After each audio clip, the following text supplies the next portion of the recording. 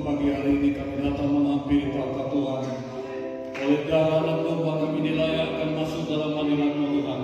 Kami bersyukur buat hadirat Tuhan memenuhi setiap kami di tempat ini, di ruangan ini, bahkan di rumah-rumah yang terkoneksi dengan kami melalui Facebook Ema Palangkaraya. Lawatan Tuhan atas kami Tuhan, anugerah-Mu atas kami dan berkat-Mu bagi kami. Biarlah pujian kemenangan yang kami angkat dari hati kami sebagai ungkapan syukur kami kepada Tuhan, sebab Tuhan sangat baik kepada kami.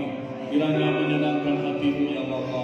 Biarlah Tuhan terus memberkati kami lagi lewat kebenaran firman Tuhan yang akan terus menuntun kami, sehingga kami menjadi mempelai-mempelainya wanitanya Tuhan, layak Tuhan untuk selalu berkenan kepada-Mu. Karena kami semua adalah anak-anak-Mu yang selalu berusaha untuk menyenangkan hati-Mu, melakukan apa yang menjadi kehendak Tuhan bagi setiap hidup kami. Bukakan mata rohani kami, wahyukan firman-Mu kepada kami, dan teguhkan bagi kami semua, agar kami percaya dengan komitmen kami melakukannya dengan pertolongan Roh Kudus seumur hidup kami ya Tuhan. Dalam nama Yesus kami berdoa mengucap syukur, dan sekali lagi kami bersehati sepakat mengikat setiap kuasa-kuasa yang bukan dari Tuhan, kuasa maupun lawan tipu dan setan. Kami telah perintahkan pergi dalam nama Yesus. Tinggalkan tempat ini, bahkan ketika kami mendengar firman Allah, kau tidak bisa membelokkannya, kau tidak bisa mencurinya dalam nama Yesus. Di dalam nama Tuhan Yesus, biarlah di mana ada Roh-Mu di tempat ini, Roh-Mu memerdekakan kami, firman-Mu memerdekakan kami, membersihkan kami ya Tuhan. Dengan sukacita kami sambut firman-Mu. Dalam nama Yesus kami berdoa. Semua yang diberkati katakanlah amin. Kita berkata bersama yang mulia bagi. Haleluya. Silakan duduk saudara yang terkasih. Tuhan Yesus memberkati kita semua. Selamat pagi, selamat hari Minggu, salam sehat. Salam misi Kristus. Dahsyat Tuhannya, tuntas misinya. Tangannya, lambaikan tangannya dulu, lihat kiri kanannya, katakan Tuhan Yesus memberkati. Selamat hari Minggu, salam sehat bagi kita semua. Haleluya. Baik, saudara yang kasih, di bawah waktunya kita akan mendengar firman Tuhan. Saya menyampaikan salam buat saudara yang di rumah-rumah juga melalui Facebook Ema Palangkaraya. Tuhan Yesus memberkati saudara. Kiranya juga boleh saudara bersama dengan kita di sini menikmati dalam persekutuan dengan Tuhan, karena kita sudah menyembah Tuhan. Nah, kita akan mendengar firman Tuhan. Coba dibantu dulu dia bisa gak konekkan PDF-nya ya. Baik, kita akan lihat firman Tuhan hari ini. Kalau minggu kemarin kita belajar berani mempercayakan hidup kita kepada Tuhan.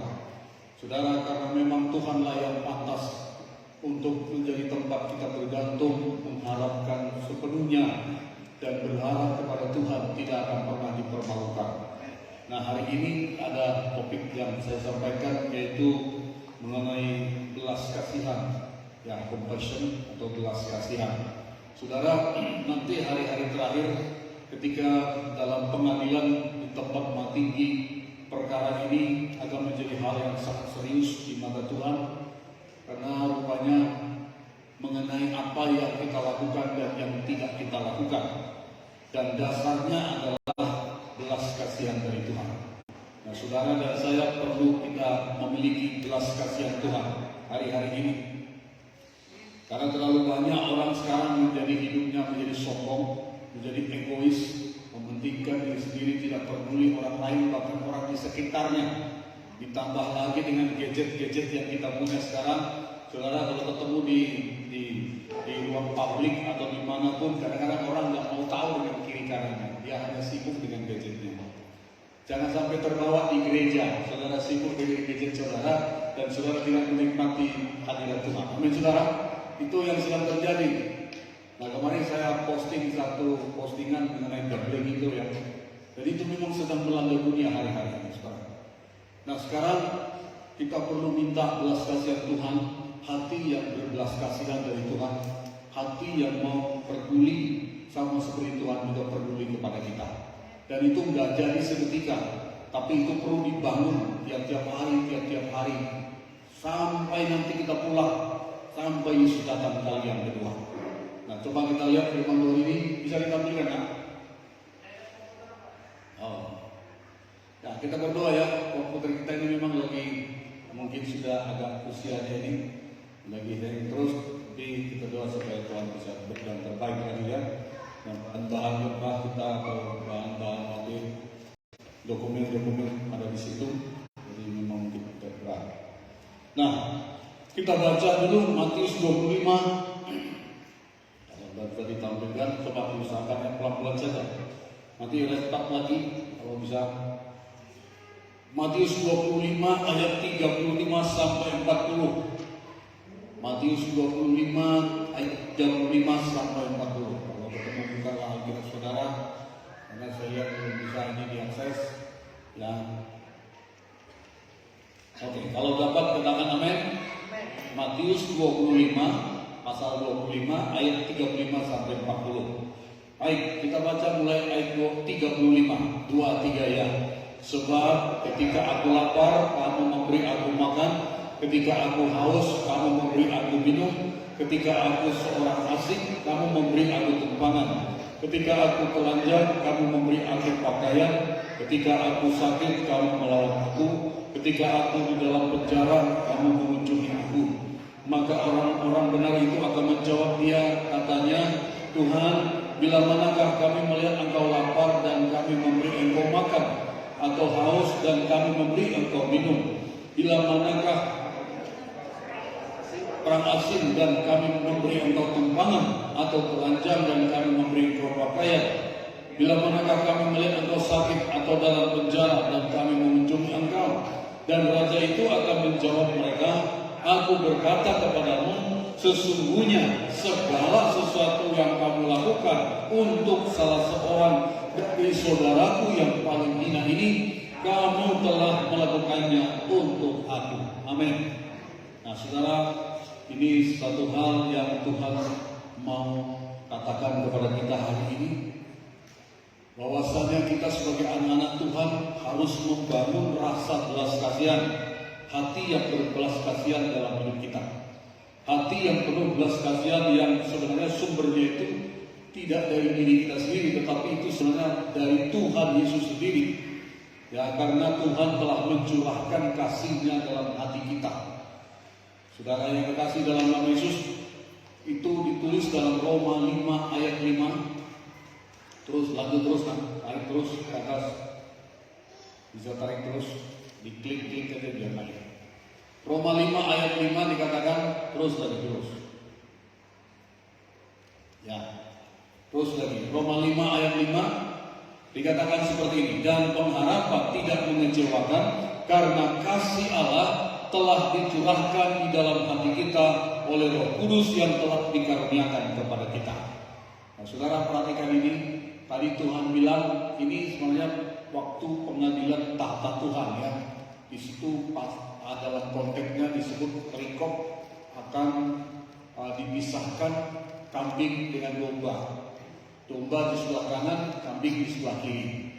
Dan kepada orang yang disebut domba dan masuk dalam kerajaan Bapa itu, Tuhan Yesus Raja setelah Raja mengatakan seperti tadi beberapa poin, ketika aku lapar kau kasih makan, ketika aku haus kau kasih minum, dan seterusnya. Mereka bilang, kapan kami melihat kau lapar kami kasih makan? Kapan kami melihat kamu haus kami kasih minum?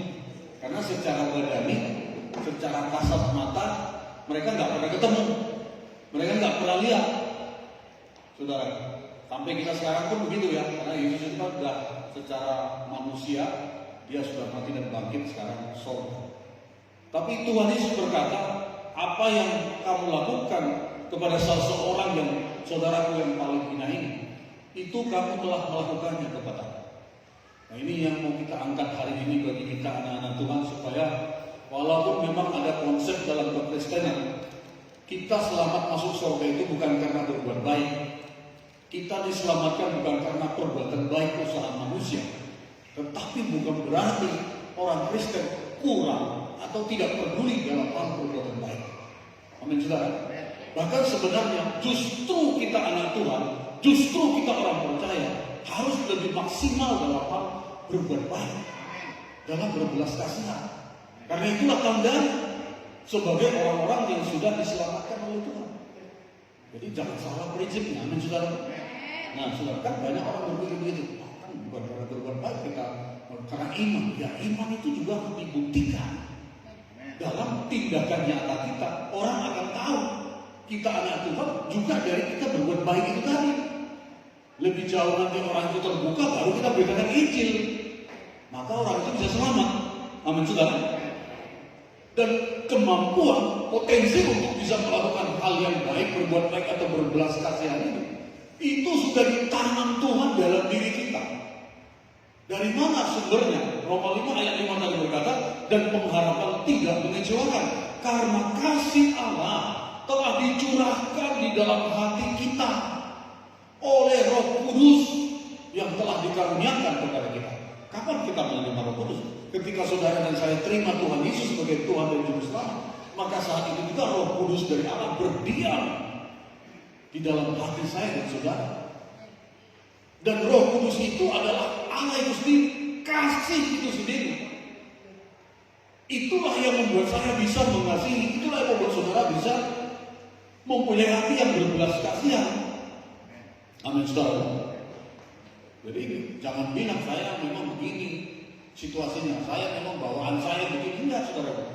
Cuma memang potensi itu kalau saudara tidak gali, tidak saudara praktekkan, tidak saudara asah, nggak akan bisa berganda-ganda nih. Makanya tadi saya katakan hati yang berbelas kasihan itu perlu dibangun dalam diri kita, perlu dikembangkan dalam diri kita, perlu dikobarkan dalam melalui hidup kita. Maka itu sudah ada. Amin saudara, sudah ada. Kasih seperti Allah mengasihi manusia yang berdosa, yang durhaka. Justru dalam keadaan durhaka manusia itu Tuhan rela mati untuk kita. Kasih yang selevel itu, seukuran itu sudah ditaruh dalam diri kita masing-masing melalui Roh Kudus yang dikaruniakan kepada kita. Itu firman Tuhan. Jadi saudara sekarang sudah memiliki kasih dari Allah, kasih agape yang tidak terbatas. Makanya sebenarnya tidak ada lagi konsepnya anak Tuhan sakit hati. Nggak ada lagi itu sama kita. Amin saudara. Boleh sakit hati, jangan tinggal di situ. Harus gampang mulai mengampuni. Sebab bagaimana nanti kasih itu bisa membuatkan satu buah dalam diri kita? Kalau itu tidak saudara, memang itu harus diasah. Sama seperti parang itu dipakai, tumpul asah lagi, pakai tumpul asah lagi, sampai menjadi sesuatu yang berarti bagi kita. Begitulah hidup kita di dalam Tuhan. Nah, jadi saudara sudah punya kemampuan itu. Makanya tidak ada lagi anak Tuhan sakit hati, apalagi hidup dalam sakit hati. Anak Tuhan harus terkenal baik seperti yang ditulis dalam Alkitab dan gampang mengampuni. Amin saudara. Ya memang gak dipungkiri, bisa tersinggung, bisa sakit hati, bisa penyakit tinggi, tapi tidak boleh lagi tinggal di situ lama-lama. Amin saudara. Harus cepat beranjak dari situ. Kenapa? Karena Roh Kudus ada di dalam kita. Dialah yang menginsafkan kita dari segala dosa-dosa. Makanya kadang-kadang anak Tuhan itu nggak bisa sebenarnya tenang kalau dia dalam dosa, nggak bisa. Anak Tuhan nggak bisa dia tenang, tentram, damai kalau dia sedang tidak dalam kebenaran. Tapi kenapa? Roh Kudus itu gelisah. Roh Kudus itu tidak tenang dalam diri kita. Makanya Tuhan bilang melalui Paulus, jangan bukakan Roh Kudus yang Allah berikan di dalam kita, yang ada di dalam kita. Nah, saudara harus sadar itu. Kita ini baik Allah, kediaman Tuhan. Tuhan tidak berdiam di gereja gedung ini, tapi Tuhan berdiam di dalam diri saya dan saudara. Amin saudara. Itu sebabnya kalau ada hal-hal yang tidak beres dalam diri kita, ya bagaimana dia mau bersuka cita di dalam kita?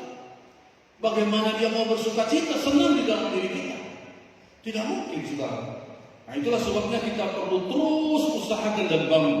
Dan setiap kerelaan kita untuk mengatakan ya kepada Tuhan, itu akan membuat Tuhan bersuka cita di dalam diri kita. Nah, kasih Allah sudah dicurahkan dalam hati kita. Jadi saudara, firman Tuhan berkata, Matius 9 ayat 13, jadi pergilah dan pelajarilah ayat arti firman ini. Yang kukehendaki ialah belas kasihan dan bukan persembahan, karena aku datang bukan untuk memanggil orang benar, melainkan orang berdosa. Perhatikan ini. Tuhan berkata, yang kukehendaki adalah belas kasihan. Hidup dalam berbelas kasihan. Ya saudara, memang Tuhan mau kita menabur, memberi persembahan dan segala macam. Tapi di atas semuanya itu, saudara harus hidup dalam belas kasihan Tuhan. Tuhan Yesus menghendaki kita hidup berbelas kasihan, agar kita bisa menjadi saksi Tuhan dalam mengasihi sesama dan membantu orang-orang yang memang membutuhkan pertolongan, sehingga semakin banyak orang akan mengalami kasih Tuhan melalui hidup saya dan saudara. Inilah firman Tuhan yang harus kita angkat pada pagi ini, saudara. Karena tadi apa yang kau lakukan kepada saudara yang paling ini, itu sedang kau melakukannya kepada. Nah, saudara, nanti kalau kita lihat minggu depan mungkin ya, nah, minggu depan kita di saudara-saudara kita akan masuk bulan puasa, bulan Ramadan. Alkitab nanti ajarkan puasa yang kehendaki bukan soal tidak makan dan minum, tapi tentang ini juga, berbuat baik dan tidak menaruh sesuatu yang tidak baik kepada saudara-saudara. Nah, sekarang kita sepakat dengan firman Tuhan ini. Kalau apa yang kita buat sesama kita itu telah dibuat sama Tuhan. Memang kita kan tidak lihat Tuhan. Kita nggak bisa melihat Tuhan itu secara kasat mata. Tapi Tuhan telah menjadikan semesta dan semua yang ada di dalamnya. Ternyata Tuhan dalam pemandangannya, kalau kita melakukan sesuatu action tindakan yang baik positif terhadap sesama, maka itu telah melakukannya kepada Tuhan. Terlebih lagi yang satu iman. Makanya saudaraku, konsep kemanusiaan itu sebenarnya di atas daripada setiap golongan-golongan. Kalaupun kita nggak satu agama, tetapi secara kemanusiaan kita bisa saling tolong dan saling mengasihi satu sama lain. Apalagi dibarengi kita sudah menerima kasih Allah yang tidak mengenal batas, yang tidak mengenal suku dan bangsa. Maka Tuhan berkata, mengasihi kepada semua orang, tetapi yang terutama yang satu iman. Amin, saudara. Ini konsep Tuhan. Kenapa? Karena Tuhan semua sayang sama ciptaannya. Makanya kemarin kalau saya menyampaikan materi moderasi beragama di kalangan gereja di lembaga Kekristenan di pembinaan di Kanwil Provinsi Kalimantan Tengah, saya katakan kalau yang namanya moderasi ini sebenarnya di kalangan Kristen itu sudah dilaksanakan dan sudah dipraktekkan dalam hidup orang Kristiani. Kenapa? Coba lihat, tidak ada pernah bermasalah kalau di kantong Kristen. Jarang sekali bermasalah kelompok lain itu mau ibadah kah, mau sembahyang kah, mau bikin rumah ibadah kah. No problem bagi orang Kristen. Tapi justru sebenarnya masalah moderasi umat beragama ini ada di kantong-kantong yang mungkin mereka terbanyak mayoritas, lalu kita mungkin yang minoritas, contohnya di situ mau bikin ibadah atau tempat ibadah kesulitan. Tapi kalau di kantong Kristen sendiri, moderasi beragama itu sudah dilaksanakan. Amin, saudara. Di mana kita menghargai, menghormati kelompok-kelompok lain. Kenapa? Karena dari awal Alkitab sudah mengajarkan kita. Tidak hanya satu marga, tidak hanya satu suku, tidak hanya satu kota, satu desa, satu kampung. Tetapi secara kemanusiaan, Tuhan berkata kita harus mengasihi semua orang. Tanpa kecuali suku dan bangsa. Lebih lagi kepada yang satu iman. Bukan hanya yang satu gereja, yang satu iman kepada Kristus. Gereja apapun namanya, hendaklah kamu saling mengasihi, Tuhan berkata. Jadi sebenarnya orang Kristen itu punya kasih yang luas, cukup besar, dan itulah kasih Allah yang tadi dicurahkan dalam hati kita oleh Roh Kudus. Makanya orang Kristen tidak terlalu bermasalah dengan lingkungannya atau apa segala macam, selalu bisa menunjukkan diri karena konsep ini telah ditanam dalam diri kita. Nah, saudara yang dikasih dalam nama Yesus, dari Tuhan berkata, pergilah pelajari arti firman ini. Matius 9 ayat 13. Yang kukehendaki ialah belas kasihan, bukan persembahan. Bukan berarti kita nggak beri persembahan, tetap aja beri persembahan. Ini teguran Rasul Yesus pada orang Farisi Taurat. Karena mereka berpikir kalau sudah ini dan itu lakukan hukum Taurat itu sepertinya mereka sudah merasa layak berkenan. Tapi mereka mengabaikan satu hal yang sangat penting dalam pemandangan Tuhan, yaitu belas kasihan. Makanya mereka sering cari kesalahan-kesalahan orang, intip orang, ini kata-kata berzina di perempuannya, diseret bawa ke Tuhan Yesus. Bagaimana menurut Tuhan Yesus? Menurut aturan hukum Taurat, hukum Musa, ini orang kedapatan berzina, ada saksi 2-3 orang, harus dihukum rejam mati, dilempar sama batu. Gimana menurutmu? Pertanyaan yang ingin menjebak Tuhan sebenarnya. Tapi Tuhan bilang, waktu itu dia nggak jawab ya. Dia duduk, lalu dia coret-coret di tanah.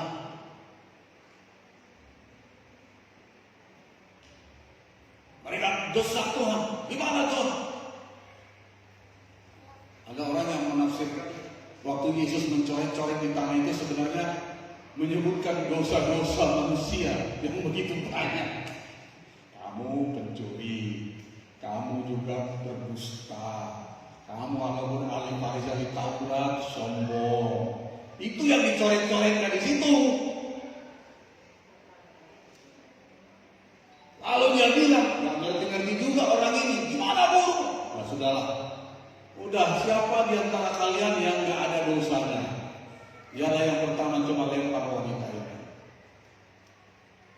Mereka mulai sadar satu-satu. Mereka merasa semua kita berdosa. Nah, satu-satu mereka pergi. Nah, saudara yang kasih dalam nama Yesus. Lalu Tuhan bilang setelah ditinggalkan sendirian wanita itu, dia bilang, apakah tidak ada orang yang melempari kamu dengan batu? Tidak ada Tuhan. Aku pun tidak menghukum kau. Lihat ini. Aku pun tidak menghukum kau. Pergilah, bertobatlah. Jangan berbuat dosa lagi. Itu yang dikehendaki Tuhan, bukan hukuman. Amin saudara. Sama kita pun sekarang begitu. Untuk apa Tuhan menghukum kita? Dia sudah mati untuk kita. Amin saudara. Yang dikehendaki bukan kematian orang berdosa, tapi yang Tuhan mau kita bertobat. 2 Petrus 3 ayat 9. Tuhan tidak menghendaki kematian orang berdosa, tapi Dia mau supaya orang berdosa itu berbalik dari jalan-jalan yang jahat supaya diselamatkan. Jadi sekarang makanya 2 Petrus 3 ayat 15, anggaplah kesabaran Tuhan sebagai kesempatan bagi kamu untuk beroleh selamat. Jadi dikasih kita kesempatan sekarang, walaupun kadang-kadang masih berdosa, masih buat ini itu, kok masih sehat ya, kok masih diberkati ya, kok masih bisa sepertinya berjalan dengan baik ya. Oh, bukan berarti Tuhan tidak tahu, bukan berarti Tuhan tidak mengerti, tidak paham semuanya. Cuma dikatakan tadi, Tuhan kasih waktu, kesempatan. Tuhan berikan kesempatan untuk kita beroleh selamat. Karena kalau kita mati dalam dosa, kena neraka. Itu makanya kerap kali Tuhan menunggu. Bahkan sering kami dalam pelayanan itu sampai pada detik-detik terakhir orang menghembuskan napasnya, Tuhan tunggu sampai orang ini harus bertobat terima Yesus dan berbalik mengaku dosanya. Baru ada yang mati, ada yang panjang umur. Amin saudara. Semalam kami terakhir itu, nggak tahu ibu sama pendeta Riani lagi pergi beres-beres rambutnya, cari tempat yang paling murah, sampai ke Kereng sana. Ternyata di situ diketemukan dengan seorang perempuan wanita yang berjilbab atau masih muslim Islamnya. Singkat cerita mereka waktu pulang didoakan mereka kenalan, lalu cerita ada orang tuanya yang sedang sakit. Singkat cerita itulah yang menghubungkan kami. Orang tuanya sedang diopname di rumah sakit Polri Silvanus dalam krisis pecah pembuluh darah, sudah stroke yang ketiga atau yang keempat. Jadi kiri kanan itu pembuluh darah berpecah, berdarah semua di dalam. Napasnya pun sudah nggak bisa ngomong lagi, sudah koma pakai ini napas buatan. Siang kami ke sana, istri saya bilang, Pak, kita harus cepat ini Pak. Masih pagi-pagi, ini jam dokter masih jam dokter ini, nanti nggak ada jam tamu sekarang. Tunggulah, ini dokter masuk dulu baru. Ya nanti gimana? Kita cepatlah kami jam 9 ternyata bisa masuk. Lalu saya tanya mana mamahnya, orang tuanya, cuma 2 orang. Ya sudah, kita doa dulu. Ntar kami doakan, dia bisa tadi agak gelisah, ya, lalu agak tenang. Kemudian pada malam hari kami dipanggil lagi ya. Saya pulang dari ada memerodam satu lahan, lalu kami dipanggil malamnya. Lalu mereka sudah kumpul semua, mamanya sudah datang dari kampung, mereka anak menantunya, cucunya di situ. Lalu kami berdoa. Nah saya katakan, kita sepakat supaya mereka semua datang sama Tuhan Yesus, termasuk anaknya yang sudah tadi tidak dalam ini. Mereka semua ikut Tuhan, percaya Tuhan.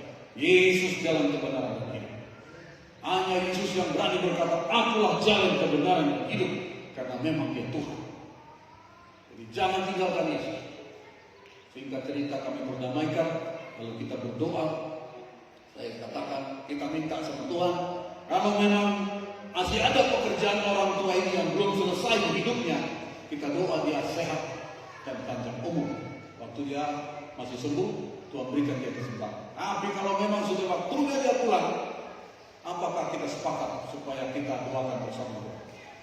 Bagaimana Tambi? Katanya Tambi, kalau hati saya sih maunya sembuh, tapi kalau kulihat dia seperti ini, biarlah kehendak Tuhan yang jadi. Karena Tambinya yang punya suaminya kan lebih berotoritas dari semua anak-anaknya.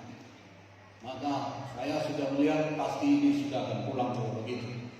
Kita berdoa, lalu kita serahkan perjamuan kudus.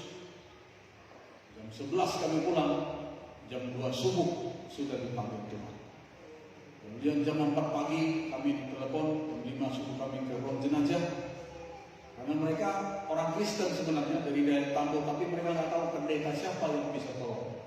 Ternyata kitalah yang dipimpin Tuhan untuk mendoakan. Kita doakan, dibersihkan, lalu dibawa ke kampung.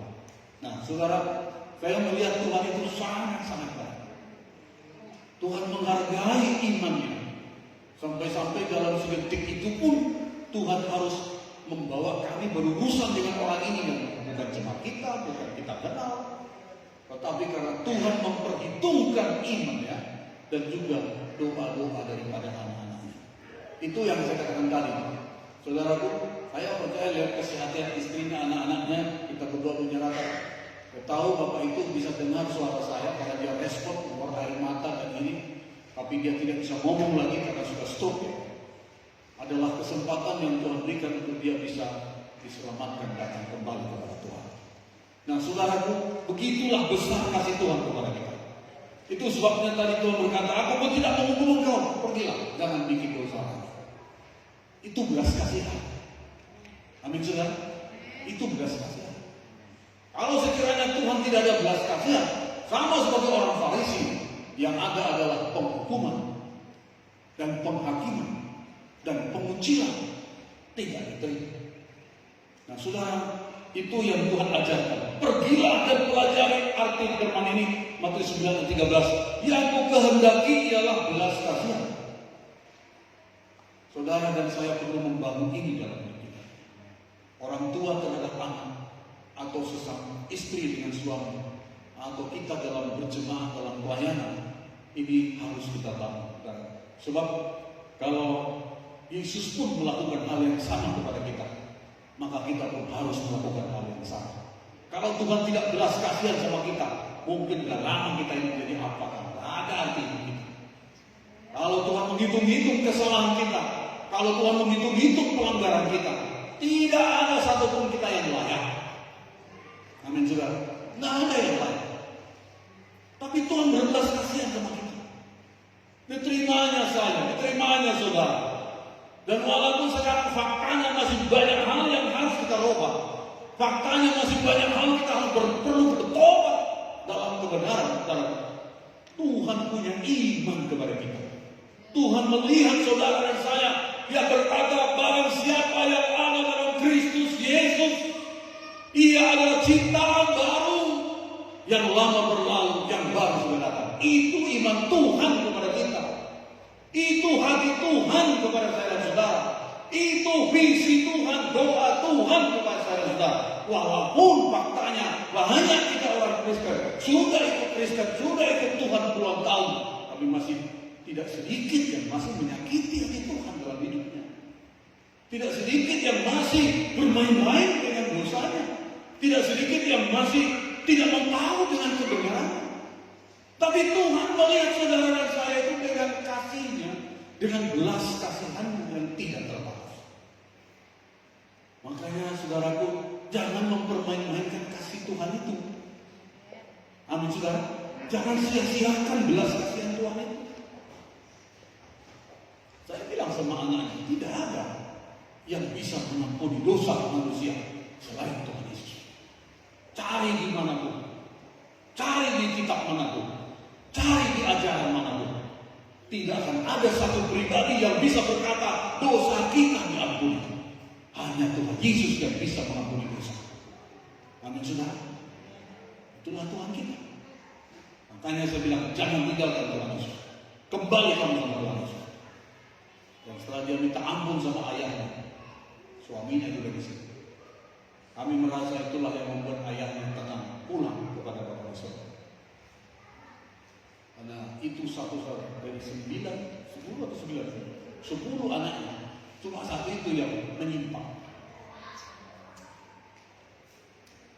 Dan ketika anak itu datang menangis sama bapak, itu pula dipakai Tuhan untuk bisa kita terkoneksi. Dia minta ampun sama ayahnya. Bapak, ampuni saya. Ini cucu anakku, ampuni kamu. Nangis bapak, kalau tidak bisa ngomong lagi. Lalu getar-getarnya itu berhenti. Dia bisa tenang tidur. Jam 2 pulang benar, tidur benar. Tidak bangun-bangun lagi. Alias pulang ke rumah bapak di Solo. Haleluya saudara. 5 jam 4 lewat pagi kami ke sana.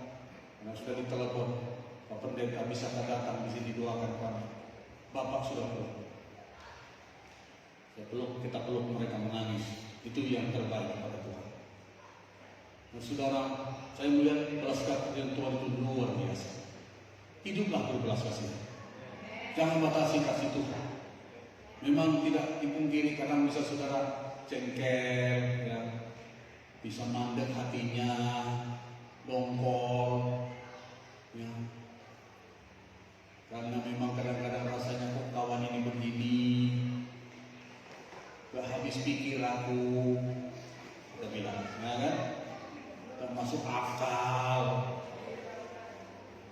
Aduh, kita bilang, rasa kemanusiaan kita itu memang rasanya full tank, gak sanggup lagi. Haleluya. Tapi ada satu yang tidak terbatas, itulah belas kasihan Tuhan. Dan itu sudah ada pada saudara. Makanya ada konsep Arif Firmanto bilang, jangan menghakimi satu sama lain. Jangan kau menghukum saudaramu. Penghukuman itu haknya Tuhan. Kenapa? Karena Tuhan pun sampai sekarang masih menunggu, memberi kesempatan kepada setiap manusia untuk datang sadar dan bertobat. Tapi kita nggak tahu apakah harus seperti ini. Udah di detik-detik terakhir, biasanya kan orang ingat penciptanya. Biasanya kalau orang sudah krisis, sudah mau istilahnya hidup sudah mati tak mau, biasanya oh Tuhan, lah dohop aku. Oh Tuhan, tolong aku. Biasanya begitu. Waktu dia sakit bertobat aku ke pendeta. Terai. Arek kawin kudus salah selamat tuh. Esah ya toh. Tapi aku mengkemelah pemerintah jatuh di hati dia kok. Mempehe lagi. Aku teh melator karya ano sampai aku haban kelotok jatuh di hati kok. Aku anu terai kok pemerintah. Kalau aku doa akan kok. Supaya aku tuh berubah. Yo. Kalau aku doa apa? Tuhan Yesus tolong orang ini bertobat. Amin. Limbah teh menjadi keleh bujur. Uli dari kami. Jatuh dari rumah lain. Dero terus kami. Aduh. Coba kira nampik Tuhan menempaya hulu kawanan jagoke. Ya kan? Bagaimana orang Tuhan tuh melihat orang seperti itu? Waktu sakit, udah krisis, oh Tuhan, ampun aku. Sudah tobat aja aku Tuhan. Aku nggak ada artinya kalau begini. Ampun Tuhan, aku udah sakit mau mati rasanya. Ampun Tuhan, aku berhenti dari dosaku. Tolong aku. Tuhan tuh sabar, tolong beri sehat lagi, kasih kesempatan lagi. Sebenarnya kan Tuhan mau di kesempatan ini dia bisa berbuat sesuatu yang maksimal untuk Tuhan. Tapi kadang-kadang kemanusiaan kita itu ya itu tadi masalah free will tadi kan tidak bebas itu. Balik lagi dia sama manusianya, balik lagi dia sama manusia lamanya. Tapi Tuhan tuh tetap tunggu aja sabar. Memang masalahnya bukan di Tuhan, masalahnya di kita. Karena tetap berlaku apa yang ditabur dituai. Nanti yang ditabur begitu ya tetap pehek belum, tetap susah hidupnya, dia yang akan merasakannya. Walaupun nanti memang bisa saja dia sadar bertobat waktu detik-detik terakhir, ampun aku Tuhan, selamatkan aku, ya diselamatkan. Tapi apa kata firman Tuhan dalam Korintus, seperti orang yang dilepaskan dari api, dari kebakaran, masuk surga, pakaian kurang lengkap, malu-malu tersipu malu melihat Rasul Paulus. Bisa masuk juga. Tapi tidak akan sama dong dengan orang yang dari awal dia betul-betul berinvestasi berkerajaan surga, sungguh-sungguh bagi kerajaan surga, dan dia hidup bagi kerajaan surga. Tidak akan sama dengan orang yang tadinya dia daripada mati ke neraka dilepaskan aja lah dari situ. Orang-orang yang pernah melihat penglihatan di surga ada barak-barak kumpulan orang banyak berkerumun di situ berdesakan. Tapi ada masuk sampai ke ruang istana di mana tidak sembarangan orang bisa masuk ke situ. Dan ketemu dengan raja segala raja. Haleluya saudara. Itu yang kita usahakan sekarang. Sama seperti Indonesia, presiden tinggal di istana. Kita warga negara Indonesia 270 juta. Bisakah orang Indonesia yang 270 juta sembarangan masuk istana? Tidak bisa. Hanya orang-orang yang punya akses yang bisa masuk ke situ. Dan ada kepentingan bisa masuk ke istana. Tidak semua orang. Begitu juga surga itu nanti. Amin saudara. Tidak sembarangan. Makanya jerih lelahmu tidak sia-sia. Bangun dari sekarang. Amin saudara. Kerjakan dari sekarang, tidak sia-sia. Ya memang kalau cuma masuk aja ya bisa. Syukur-syukur pas mau mati sadar. Kalau tak sadar bagaimana? Syukur-syukur kalau pas sudah mau hidup sekarang mati tak mau masih bisa insaf. Ya kalau tak insaf mati dalam dosa ya hilang. Saya bicara kemarin tentang Yunus yang marah sama Tuhan. Dan Tuhan berbelas kasihan sama orang Niniwe yang tidak tahu membedakan tangan kiri tangan kanan. 120.000 penduduknya. Tuhan suruh Yunus supaya khotbahkan mereka supaya bertobat. Serukan pertobatan. Yunus itu marah sama orang Niniwe. Dia tidak suka orang Niniwe itu diselamatkan. Dia tahu Tuhan berbelas kasihan. Dia tahu Tuhan yang penuh belas kasih. Kalau orang tobat pasti diselamatkan, diampuni, gak ada hukuman sama mereka. Aku gak mau. Aku maunya itu dihukum betul-betul oleh orang Niniwe. Mati saja mereka. Ya, ini anak Tuhan yang punya masalah dengan dirinya. Belum selesai dengan dirinya. Masalah luka batin. Gak mengampuni. Ya Tuhan saja mengasihi. Kenapa dia marah? Sampai-sampai Tuhan berperbandingan. Ketika dia datang ke sana, kan dia makan ikan paus. Dia melawan Tuhan, goncang kapal sampai dia dilempar ke laut, ikan paus bom dimakan, ditelan. Untung lewat mulutnya dimuntahkan. Kalau lewat belakang jadi pupuk, ya kan? Pupuk Korea. Gak jadi lagi Yunus. Tuhan tuh luar biasa.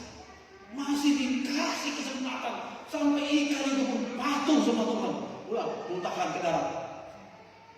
Ikan itu telan tapi ditahan-tahan, nggak dicerna. 3 hari Tuhan bisa buat ikan itu nggak bisa sampai diproses di perut. Ini barang khusus ini. Aku lagi hajar orang ini karena aku ada tugas sama dia belum diselesaikan. Ingatlah, Tuhan itu gak pernah mundur dari rencananya. Dimuntahkan dia. Saudara bayangin 3 hari di perut ikan, minum gak, makanan gak, ya seperti orang baru koma lemas gitu ya. Tapi Tuhan bicara lagi, Nus, narai kabar Nus, bahalap Tuhan. Kilen, apa ikut jadi harati, narai itu maksud dengan? Yo Tuhan, tulak kita. Tetapi rencana kau akan memberitakan pertobatan akan ini. Jatuh jebeken. Daripada mati karena Tuhan, ayo kakak nih, berangkat ya. Bukan karena khotbah yang hebat. Tengah perjalanan dia di kota itu, dia teriak. Dalam waktu dekat kota dia akan ditunggang balikan Tuhan. Orang-orang gemetar sampai raja gemetar, diumumkanlah puasa semua, raja, manusia, hewan, binatang, puasa semua. Dan itulah membuat Tuhan melihat, bermurah dan berbelas kasihan. Gak jadi dihukum. Dan itu pula lah yang membuat si Yunus itu marah sama Tuhan. Ketika dia ngomong, dia pergi keluar. Lalu dia duduk di situ, ada panas terik, marah-marah dia. Tahu sampai mati aja kalau begini. Tuhan kasih pohon jara tumbuh dalam sekejap, dan pohon jara itu melindungi dia dari panas terik matahari. Satu malam dia tidur, ada memakan ulat-ulat memakan pohon jara itu dalam beberapa waktu habis, lalu panas lagi kepalanya. Marah-marah dia sama Tuhan. Kenapa kau marah dengan pohon jara itu? Kau nggak menanamnya, kau nggak buat apa-apa sama dia. Bandingkan dengan aku melihat orang ini yang tidak tahu tangan kiri dan kanan, bagaimana aku tidak berbelas kasihan kepada mereka. Sama pohon jara aja kau yang gak buat apa-apa, kau marah, kau protes. Selayaknya aku marah Tuhan. Ngapain kau marah? Lebih bagus kau mati aja. Orang ini, bayangkan, berani sama Tuhan gitu, keras hatinya itu. Apa masalahnya dia protes sama Tuhan kalau Tuhan berbelas kasihan sama orang ini? Apa urusannya? Tapi dia orang ini gak beres dengan hatinya, buka batin. Nah ini hati-hati. Tolong saudara.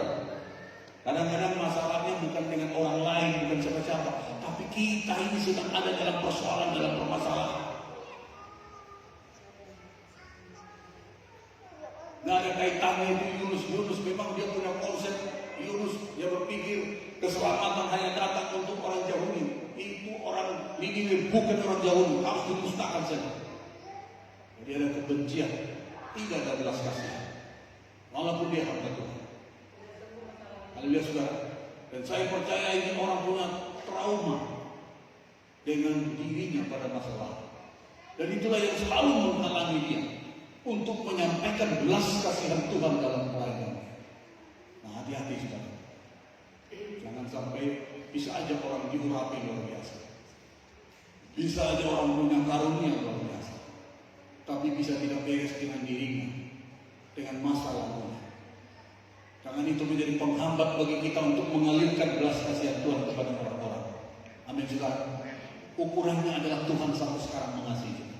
Tidak ada alasan kita untuk tidak mengasihi seperti Tuhan mengasihi mereka. Masalah nanti menghukum itu Tuhan yang buat hukuman, bukan kita. Bagian saya dan saudara mengasihi mereka, mendoakan mereka, melayani mereka, itu bagian kita. Haleluya saudara. Jadi apa yang harus kita buat hari ini?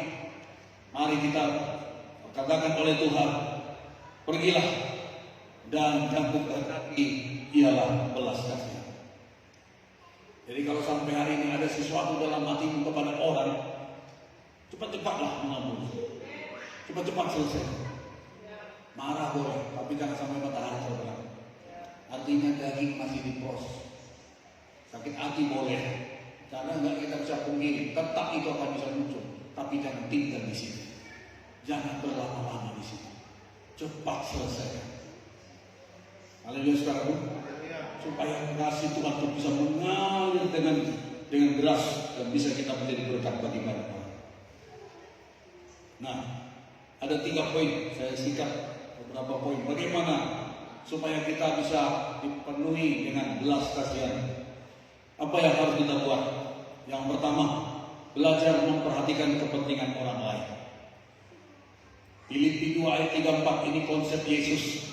Dengan tidak mencari kepentingan diri sendiri atau puji-pujian yang sia-sia, sebaliknya hendaklah dengan rendah hati yang seorang menganggap yang lain lebih utama daripada dirinya sendiri. Dan janganlah tiap-tiap orang hanya memperhatikan kepentingan diri sendiri, tetapi kepentingan orang lain juga. Ini yang harus kita bangun. Tadi itu harus dibangun, tidak tumbuh sendiri. Harus diusahakan, harus dibangun dan dipraktekkan supaya muncul rasa belas kasihan, supaya kita bisa hidup berbelas kasihan seperti Tuhan kepada kita sekarang. Maka tindakan-tindakan yang bisa kita lakukan untuk membangun itu, yang pertama, belajar memperhatikan kepentingan orang lain. Ya, saudaraku, maka jangan egois, jangan merasa bahwa di dunia ini hanya kita yang perlu ditolong, atau merasa kita adalah orang yang paling susah dan yang paling menderita hidupnya di dunia ini. Ada banyak orang yang membutuhkan pertolongan, yang mungkin juga bisa kondisi hidupnya bisa lebih susah dari kita. Kita harus mau menjadi saluran berkat bagi mereka. Kalau ada selama ini merasa aku yang paling susah, aku yang harus diperhatikan, aku yang harus ditolong, seharusnya mereka harus berbuat ini kepada saya, seharusnya ini dan segala macam. Jadi dia merasa memang dialah harus menjadi fokus yang harus ditolong, diperhatikan, dipedulikan dan segala macam.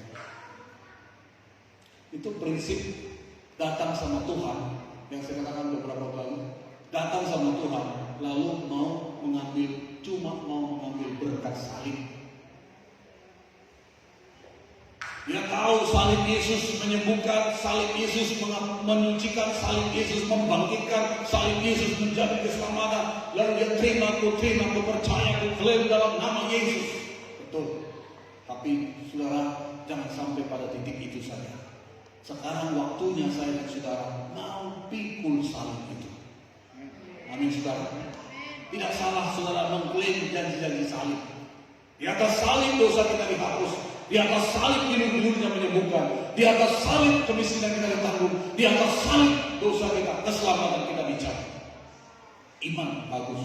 Tapi sekarang jangan berhenti di sini. Itu artinya kita mau terima. Sekarang belajar pikul salib. Amin saudara. Belajar pikul salib, jangan hanya menerima berkat salib.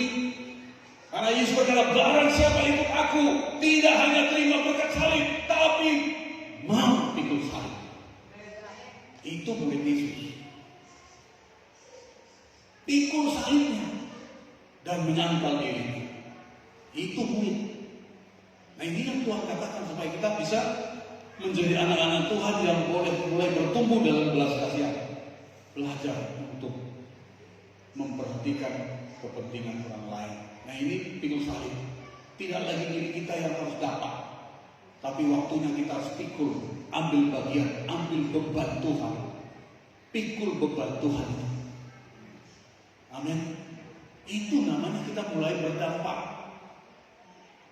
Jadi tidak hanya tinggal menjadi seseorang yang menerima saja, tapi mulai kita membagi hidup kita, memperhatikan orang lain. Jadi jangan egois, jangan cuma merasa, ya ini kadang-kadang mulai dari rumah kadang-kadang terbangun itu. Karena di rumah dimanjakan, di rumah dia menjadi fokus perhatian, di rumah dia lebih dari segala galanya, lalu sampai ke gereja pun maunya dibuat begitu. Sampai ke surga pun maunya dibuat begitu. Itu makanya kalau gak heran Mama Yakobus, Tuhan Yesus, ya. Nanti kalau kau dalam kekekalan, biarlah anakku satu sebelah kananmu, satu sebelah kirimu ya.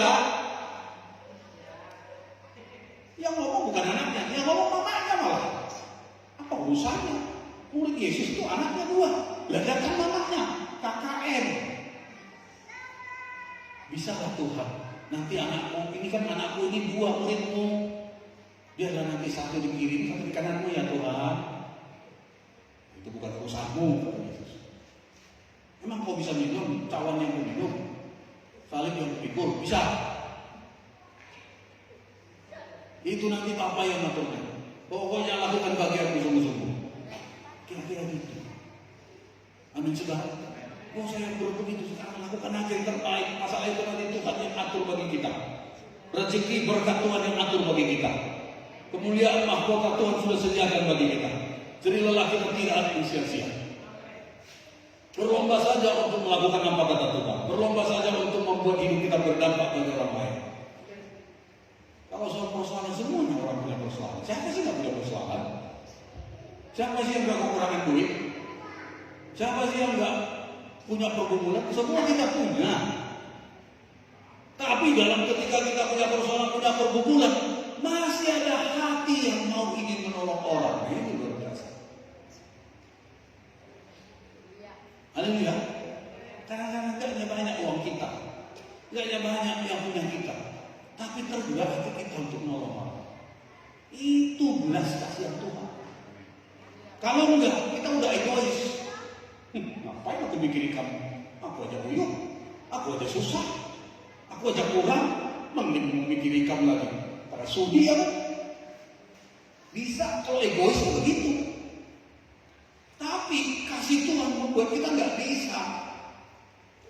Itu bahkan ditulis ya dalam jemaat di Makedonia kan nanti kita lihat ada miskin dalam pergumulan banyak, tapi hatinya ya kaya dalam kemurahan. Nah ini belas kasihan Tuhan. Nah makanya nanti akan kita lihat beberapa kesimpulan. Bukan karena punya, tapi dia punya keinginannya. Jadi jangan egois. Saudara merasa orang paling miskin, kalau saudara lihat ke bawah masih banyak yang lebih miskin. Saudara mungkin merasa saudara yang paling menderita, paling banyak persoalan, paling banyak masalah. Kalau saudara lihat ke bawah, mungkin banyak lagi yang lebih sulit, lebih susah hidupnya dari kita.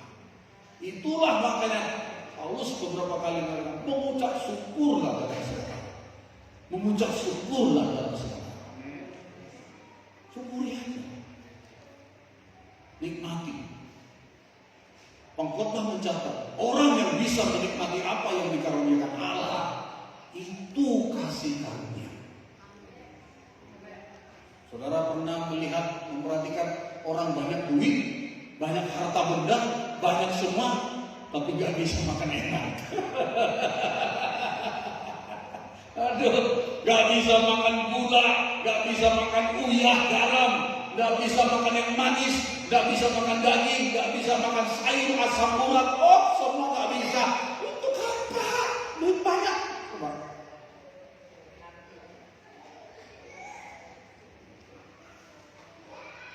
Makan satu cincang RW langsung gemetaran. Naik tensi, naik apa semua, aduh. Rumahnya bagus, mewah, full AC, tapi dipasang AC begini. Tapi kan AC aku nggak tahan, katanya Tuhan. Apalagi punya mobil mewah, tapi naik mobil mewah Alphard di dalam katanya, oh yang aku nggak bisa. Aku mabuk di mobil, aku harus naik sepeda motor. Contohnya, ya untuk apa mobil mewah? Coba. Makanya pengkhotbah itu betul, orang kalau bisa menikmati apa yang dikaruniakan Allah, itu pun kasih karunia. Lah kita ini kurang banyak aja mau dinikmati, ya kan? Kurang aja mau dipakai. Karena semua bisa. Mau mudik di mana? Bisa. Mau makan apa? Bisa. Mau naik apa? Mau truk? Mau apa? Bisa semua, nggak ada masalah. Haleluya, saudara. Nah itu karena orang nggak sadar, itu kasih karunia. Loh kita ini bisa makan apa enak kok. Daun jauh masuk, pundang masuk, tambah lombok masuk. Aduh, apalagi. Apa itu kalau bisa menikmati, orang nggak sadar itu kasih karunia. Sebab banyak orang punya banyak, tapi nggak bisa nikmati. Kasihan. Mungkin kita belum sampai ke tahap itu ya, tapi ada orang memang punya banyak, tapi nggak bisa menikmati. Ngeri. Kasihan, betul.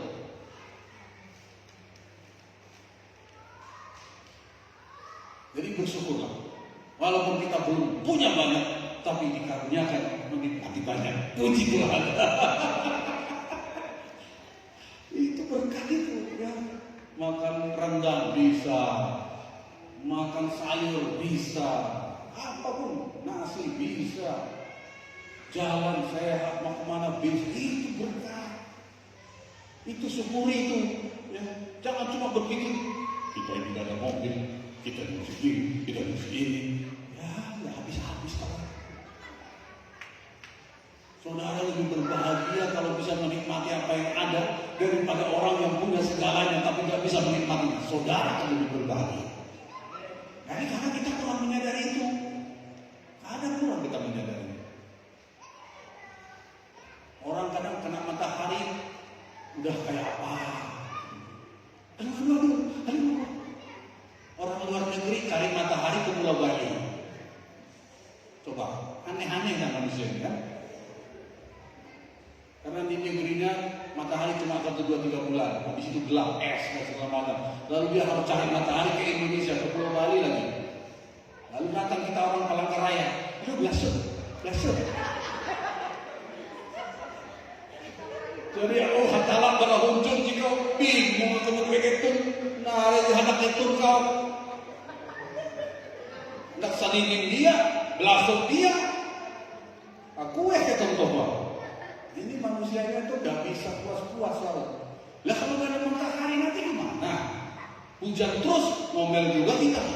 Hujan terus, oh Tuhan kita bilangnya.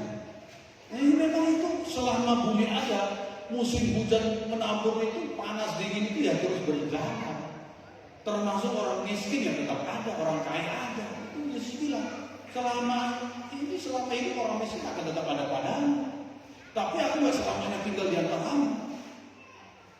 Itu kehidupan, siklus yang memang harus kita jalani. Makanya orang yang bisa bersyukur itu yang paling hebat. Orang yang bisa menikmati apa yang dikaruniakan Tuhan, dia mau bersyukur, itu yang memuliakan Tuhan. Enggak harus mau sekaya dia, enggak harus mau sehebat dia, belum tentu. Nanti saudara ditempatkan di posisi dia, punya banyak tapi gak bisa nikmati, ngeri-ngeri juga. Minta mati tak mati, coba. Ada orang udah mau mati minta hidup umur panjang. Harus Tuhan yang ngatur. Jadi lagi dikasih sehat, bersyukur aja. Kita menikmati kebaikan Tuhan, kita lakukan yang terbaik untuk Tuhan. Nah ini belas kasihan. Jangan menghakimi, jangan menghukum. Jangan batasi kasih Tuhan mengubah kita, mengubah orang lain. Kenapa? Karena kasih karunia Tuhan, rahmatnya selalu baru tiap pagi.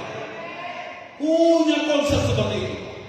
Supaya saudara dan saya tidak bermasalah dengan siapapun. Amin. Kalau sudah punya konsep ini, tidak ada masalah dengan siapapun.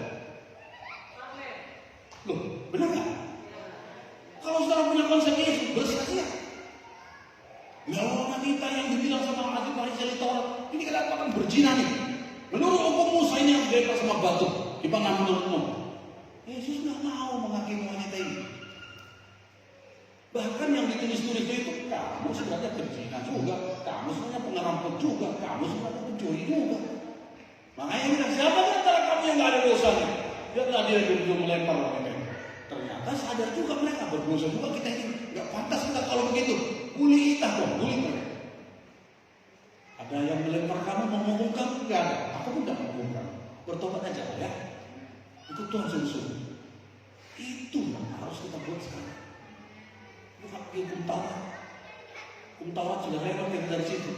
Kita dibawa kepada satu lembaran baru, hidup dalam kasih karunia, rahmat Tuhan yang tidak berkelipat, yang tidak berkesudahan. Bukan berarti mempermainkan kasih karunia Tuhan, tapi memang itulah belas kasihan Tuhan. Supaya saya katakan tidak bermasalah dengan siapa. Bebas hati, sukacita. Melihat orang, ngapain sih? Orang dia yang bermasalah dalam hidupnya. Kenapa orang ini bermasalah lalu mempengaruhi hatimu, hidupmu persekutuan dengan Tuhan? Itu kan salah. Saya bisa ngangkat gak? Ada orang bermasalah dalam hidupnya, tidak melakukan firman atau berdosa. Lalu oleh karena dia bermasalah, kan dia bermasalah. Dia yang sedang berdosa, dia sedang melakukan hal yang benar. Lalu gara-gara ini, saudara jadi gak bisa doa karena saudara punya perspektif yang salah dengan orang ini. Nah itu kita rugi sendiri.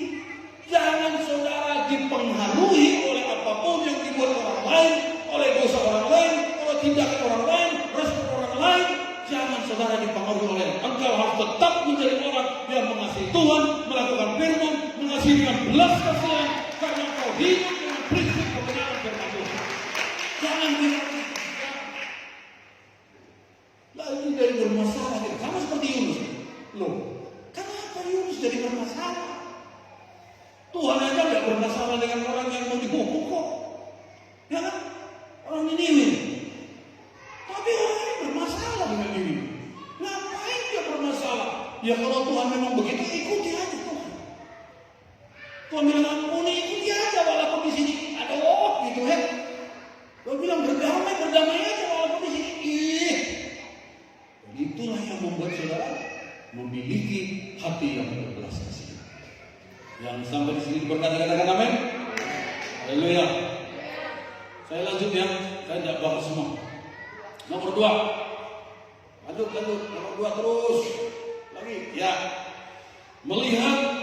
Sudah melihat, tergerak oleh belas kasihan. Jangan sampai tergerak belas kasihan aja. Duh, kasihan dia, pasti dia tahu. Tapi jangan nare-nare kita buat sama dia. Bertindak ya. Ini Lukas 10:33. Lalu datang seorang Samaria yang sedang dalam perjalanan ke tempat itu, dan ketika ia melihat orang itu, tergeraklah hatinya oleh belas kasihan. Itu orang Samaria belum bertobat, belum punya Yesus, tapi bisa punya hati kemanusiaan. Secara kemanusiaan dia juga punya belas kasihan. Nah, lihat ini. Masa lebih hebat orang Samaria yang belum percaya Yesus, belum menerima kasih Tuhan Yesus yang tidak terbatas, masih bisa punya belas kasihan kepada orang yang sedang ditodong, sedang ditawan di tengah jalan. Sedangkan imam besar lewat, dia cuma bilang, aduh, kasihan orang ini ditodong orang lagi pingsan di jalan, tapi dia lewat lagi Lewi, pelayan di gereja Tuhan, kasihan juga orang ini ya. Aduh, udah tapi aku sibuk itu, dia pergi. Lewat orang Samaria yang dalam catatan sejarah punya hubungan yang tidak baik, perseteruan dengan orang Yahudi. Karena yang disaman itu, yang ditawan itu, yang dirampok itu orang Yahudi. Dia bilang orang itu, lalu dia dikatakan tergerak oleh belas kasihan. Jadi diawali dengan mendengar sebuah kejadian, hati kita tergerak oleh belas kasihan, dan langsung bergerak memberi bantuan. Ya, ini dihadapkan pada kita. Apakah nanti setelah mendengarkannya, ya, apakah tergerak oleh belas kasihan atau enggak? Bagaimana sikapnya? Bergerak bisa memberi bantuan langsung atau hanya bersimpati atau masa berpikir bodoh? Ya aja sih itu. Seperti imam dan orang Lewi ya. Tapi orang Samaria, ini lihat orang dunia pun ada orang memang yang baik ya, seperti orang Samaria. Ini belum dalam Yesus, belum percaya Yesus, belum bertobat, belum terima Yesus. Tapi secara kemanusiaan dia punya hati yang berbelas kasihan. Orang dunia itu kadang-kadang walaupun belum percaya Yesus, ada memang dari dasarnya dia punya hati yang baik. Saudara yakin nggak? Percaya? Ada. Belum pun dia Kristen, memang dari dasar kemanusiaan dia memang punya tabiat naluri yang baik. Karena pada dasarnya manusia itu kan baik, cuma dirusak oleh semua mindset paradigma pola dunia. Tapi masih ada orang yang masih menjaga hati nurani ya, supaya tetap berkenan kepada Sang Pencipta walaupun dia tidak tahu siapa Pencipta. Dia hanya tahu kata yang Maha Kuasa, Pencipta langit dan bumi. Dia tidak tahu Yesus. Karena semua orang tahu ada yang menciptakan bumi ini. Lalu mereka menjaga hati nurani sama seperti si Cornelius itu. Dia bukan orang Yahudi, tapi dia tiap hari 3 kali doa. Uangnya banyak dikasih sedekah sama sinagoga rumah ibadah orang Yahudi. Dan dia saleh menjaga hidup dengan seisi rumah. Ini orang tabiatnya baik dari awal. Ada orang-orang seperti ini. Jadi kalau orang ini bertobat, akan lebih mudah dia mengaplikasikan imannya kepada Tuhan. Daripada yang memang awalnya sudah maling kerjanya, ikut Tuhan pun masih mau maling kadang-kadang, ya kan? Atau dia dosa lumayan kali. Untuk memproses itu, membersihkan itu, proses. Bagaimana dia ditundukkan oleh firman Tuhan. Samaria baik hatinya. Langsung dia turun, dia ambil, dia bersihkan lukanya. Lalu dia bawa ke penampungan. Lalu dia di penginapan. Dia bilang, tolong rawat orang ini. Ini uangnya buat ini. Nanti kalau kurang, ditambah lagi. Karena dia sedang dalam perjalanan untuk berdagang, berusaha. Saudaraku, ini yang perlu kita kerjakan. Amin, saudara. Jadi saudara, kita bangun. Tuhan Yesus juga demikian. Hatinya tergerak oleh belas kasihan. Beberapa ayat di sini saya tulis. Matius 14, ketika Yesus mendarat, dia melihat orang banyak besar jumlahnya. Maka tergeraklah hatinya oleh belas kasihan kepada mereka, dan ia menyembuhkan mereka yang sakit. Karena tergerak hatinya belas kasihan, mujizat terjadi. Yang sakit sembuh. Kalau Yesus tidak tergerak, dia sakit tidak peduli dia, tidak akan ada mujizat. Jadi selalu dimulai dari hati yang tergerak oleh belas kasihan. Matius 23:4, tergeraklah hati Yesus oleh belas kasihan, lalu ia menjamah mata mereka, dan ketika itu juga mereka melihat lalu mengikuti dia. Dua orang buta minta tolong, Yesus kasihani kami. Tergerak hatinya, dijamah matanya, sembuh. Lukas 7:13, dan ketika Tuhan melihat janda itu, tergeraklah hatinya oleh belas kasihan. Lalu dia berkata kepadanya, jangan menangis. Anak itu disembuhkan. Nah, saudara, anaknya meninggal lalu hidup kembali. Markus 1:41, ada orang kusta datang minta tolong. Kalau engkau mau, engkau bisa mentahirkan. Yesus tergerak hatinya oleh belas kasihan. Aku mau, jadilah engkau tahir. Orang itu tahir, sembuh. Nah, saudara, jadi kalau hati kita seperti Yesus tergerak oleh belas kasihan, akan banyak mujizat yang terjadi. Biarlah ini yang mendorong kita melayani. Biarlah ini yang mendorong kita melakukan sesuatu kepada seseorang yang betul-betul digerakkan oleh belas kasihan Tuhan, sehingga akan melampaui semua akal pikiran, batasan-batasan yang dibuat oleh dunia ini. Tidak lagi berpikir, dia bukan orang kita, nggak perlu ditolong. Tidak lagi berpikir, bukan satu marga kita, bukan satu suku kita, bukan satu gereja kita, bukan satu kampung kita. Bukan itu lagi ukurannya.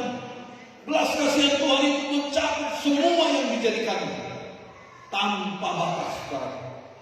Nah, kalau semua orang Kristen begitu, itu akan mewarnai dunia ini. Maka sampai gereja mulai berkata, mereka semua terkenal baik. Sehingga banyak orang ditambahkan Tuhan dalam jumlah mereka yang diselamatkan tiap-tiap hari.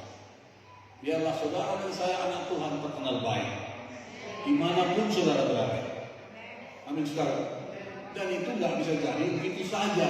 Itu bisa jadi kalau saudara dan saya kerjakan. Kalau saya dan saudara bertindak, apa yang kita buat? Mulai belajar memikirkan orang lain. Amin, saudara.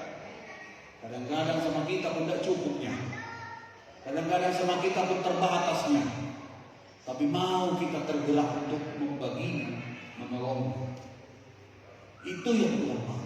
Dan itu dari Tuhan.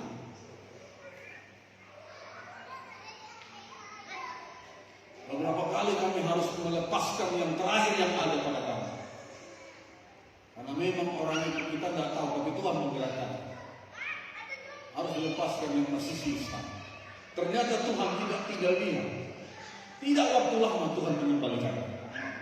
Itu yang kami lakukan. Belajarlah percaya, seperti firman Tuhan bilang, belajar mempercayakan hidupmu sama Tuhan. Amin, saudara. Orang kalau berbuat baik sama orang lain, dia sedang memiutangi Tuhan. Tuhan berutang sama kita, bayangkan. Kalau saudara berbuat baik sama orang, Tuhan itu berutang sama saudara. Dan kalau Tuhan berutang, dia pasti bayar. Haleluya, saudara. Itu kata firman Tuhan. Tapi motivasinya jangan sampai Tuhan bersuara supaya Tuhan berutang sama aku hari ini. Jangan pula itu. Itu tersirat, tapi memang begitulah yang diceritakan oleh firman Tuhan. Bahwasanya ketika kita menolong yang lemah, kita sedang memintanya Tuhan. Tuhan tidak berkala memberkati kita. Jadi ketika hati tergerak, bergeraklah, jangan ditunda-tunda. Kalau sudah bergerak hatimu untuk nolong, apakah itu bentuk pertolongan tenaga, pikiran, buah pikiran, ataukah kartu dana atau bantuan apapun, udah langsung kerjakan.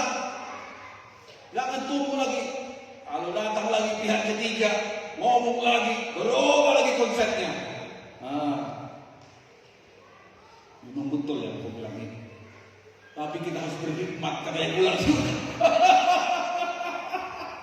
Itu paling sering terjadi suami istri. Iya kan? Berdua suaminya berdua dengar suara Tuhan. Bah, itu dia. Amin Tuhan. Amin Tuhan. Benar-benar Tuhan. Ketika dikonfirmasi sama ajudan, sayang kurasa katanya begini. Jadi kalau istrinya rohani, dalam roh juga satu iman, satu pengharap, kasih, pasti dia bilang, betul itu Pak, suara Tuhan itu, lakukan saja. Tapi kalau istrinya nggak rohani, nggak satu jalan dengan suaminya, dia akan mulai bikin argumentasi. Betulnya itu Pak, tapi kita di dunia ini harus berhikmat. Kita pun banyak yang kebutuhan kita, bukan hanya nolong orang kita pun perlu ditolongnya Pak. Nggak sadarnya Bapak itu, ini kita, ini. Nah sudah itu, tapi suara Tuhan bilang, nggak lagi tuh kuat lagi bicara seperti itu. Haleluya, silakan. Tapi kemudian kalau di sini ibu-ibu istri-istri di sini nggak seperti itu. Di sini semua istri-istrinya adalah orang yang mendukung suaminya, orang yang mendukung kepala keluarga untuk melakukan firman Tuhan. Amin. Begitu juga sebaliknya, istrinya berdoa dapat hikmat tuntunan Tuhan. Tuhan berkata, kau lakukan ini. Ketika dia konfirmasi sama suaminya berkata, yes, haleluya, mari kita kerjakan. Itu suara Tuhan. Maka Tuhan bekerja. Tuhan pun bersuka cita. Kadang-kadang memang ketika kita melakukan itu, kita pun di rumah terancam. Uang kita pun istilahnya hamil atau menipis. Kita pun ada hal yang harus kita tutupi sebenarnya. Tapi Tuhan bilang begini, ya Tuhan, memang kadang-kadang gak masuk akal. Selalu gak masuk akal. Beberapa, ya rata-rata mujizat yang dicatat dalam Alkitab itu di luar rasional manusia. Tapi rasional manusia gak mungkin, Tuhan bisa buat mungkin. Itulah Tuhan kita, makanya belajar taati aja Tuhan. Teganya Tuhan minta dari anak kecil, beri mereka makanan. Gak ada makanan di sini, jauh Tuhan ini kita di kampung orang ini. Ini orang banyak, biar ada 200 dinar uang, mana bisa beli roti untuk sebanyak orang ini? 5.000 laki-laki, belum wanita, belum anak-anak. Tapi Tuhan bilang, beri mereka makan. Dan itu Yesus katakan, untuk mengetahui hati murid-murid. Jadi Yesus tahu apa yang dia buat. Jadi kalau dia perintahkan kita, dia tahu apa yang mau dia buat sama kita. Dia tahu apa yang dia sediakan untuk kita. Hai, harus kita jangan nggak ada apa-apa. Lalu ditanya Petrus, Andreas dapat ini ada cuma 5 roti 2 ikan, punya anak kecil. Makan siang seorang anak kecil. Sudah cukup itu kata Tuhan. Suruh mereka duduk berkelompok. Dia berkati. Lalu dia suruh bagi. Saya rasa kalau anak kecil itu tidak rela, nggak akan ada 5 roti 2 ikan. Bisa makan 5.000 orang. Lebih dari 12 kerajaan. Nah, prinsip ini kadang-kadang memang jiwa kita itu bisa memberontak. Kadang-kadang gejolak jiwa kita itu bisa tertentang. Nah, makanya Tuhan bilang harus kita tundukkan jiwa kita, keinginan kita. Semuanya harus kepada firman Allah. Belajar percaya firman itu adalah Allah itu sendiri yang ngomong. Dan Allah itu akan selalu bertanggung jawab kepada firman-Nya.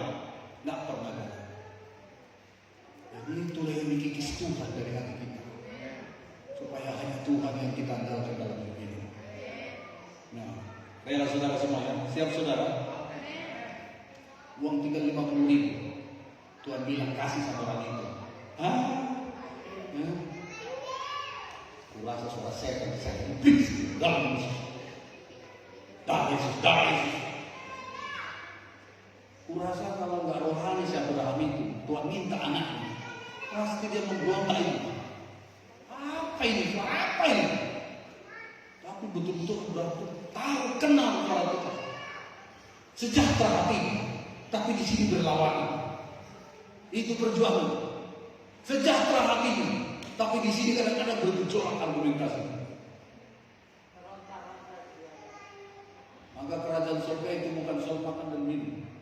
kerajaan surga itu adalah kebenaran. Kalau itu kebenaran, membuat sejahtera. Walaupun di sini udah bilang, walaupun di sini berargumentasi, tapi di sini damai sejahtera, itu kerajaan Allah.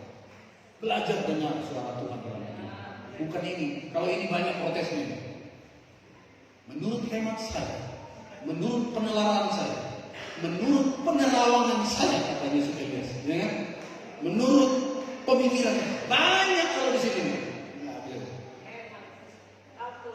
Tapi kalau hati bilang, walaupun aku kasih semua nggak apa-apa, walaupun aku puasa hari nggak apa-apa, karena Tuhan tahu apa yang aku buat. Suara Tuhan. Tapi kadang-kadang ketika kita lakukan itu, memang faktanya sementara kadang-kadang memang belum ada, nggak ada apa-apa kayaknya, belum berubah kayaknya. Tapi hati ini suka katanya nggak bisa terbendung. Rasanya sudah sejahtera luar biasa. Itu yang dicari orang dunia.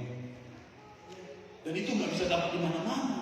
Itu hanya dapat ketika memperhatikan perintah-perintah Tuhan, maka damai sejahteramu seperti gelombang laut yang tidak pernah berhenti. Itu rahasia orang benar. Lebih daripada dapat emas berapa dia, hati bersukacita. Masuklah ke ayat.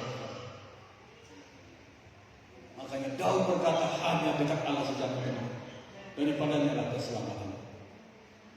Langsung pindahkan, langsung praktekkan. Amin.